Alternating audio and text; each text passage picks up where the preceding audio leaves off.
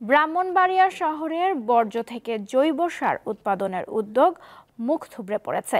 এ উদ্দেশ্যে নির্মিত প্ল্যান্ট নানা কারণে উৎপাদনে যেতে পারছে না, ফলে বর্জ্যের দুর্গন্ধ থেকে বাসিন্দারা মুক্তি পাচ্ছে না। প্রায় ২ বছর ধরে অকার্যকর অবস্থায় পড়ে আছে ১,৩০,০০,০০০ টাকা ব্যয়ে নির্মিত জৈব সার উৎপাদনের এই প্ল্যান্ট। ২০২৩ সালে উদ্বোধন হলেও নানা সংকটে এখনও উৎপাদনে যেতে পারেনি ব্রাহ্মণবাড়িয়ার শহরতলির ৬ বাড়িয়ার এই স্থাপনা। এই প্ল্যান্টে পচনশীল বর্জ্য থেকে জৈব সার এবং কঠিন বর্জ্য থেকে জ্বালানি তেল উৎপাদনের কথা ছিল।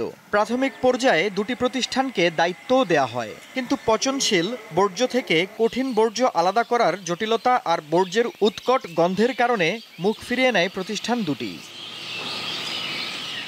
প্রায় ৩ লাখ জনগোষ্ঠীর শহরটিতে প্রতিদিন ১০০ থেকে ১২০ টন বর্জ্য হয়, কিন্তু পৌরসভার ডাম্পিং স্টেশনের পাশের এই প্ল্যান্ট উৎপাদনে না আসায় জমছে বর্জ্যের স্তূপ।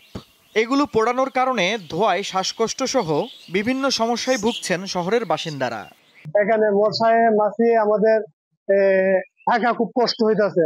যেভাবে রাখা হয়েছে তার কারণে দেখা যায় যে চলাচলের রাস্তা পর্যন্ত বন্ধ হয়ে যাচ্ছে। বিষাক্ত গ্যাস এবং বিষাক্ত ময়লার দুর্গন্ধ, যেহেতু এটা দক্ষিণ প্রান্তে, এটা পুরো পৌরসভাতেই ছড়াচ্ছে। এই অবস্থায় কার্যকর উদ্যোগ নেয়ার আশ্বাস দিয়েছেন পৌর প্রশাসক।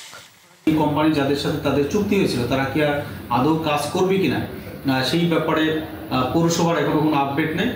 আমরা পরিবেশ অধিদপ্তরকে এই ব্যাপারে আপডেট নেওয়ার জন্য আমরা অনুরোধ জানাবো।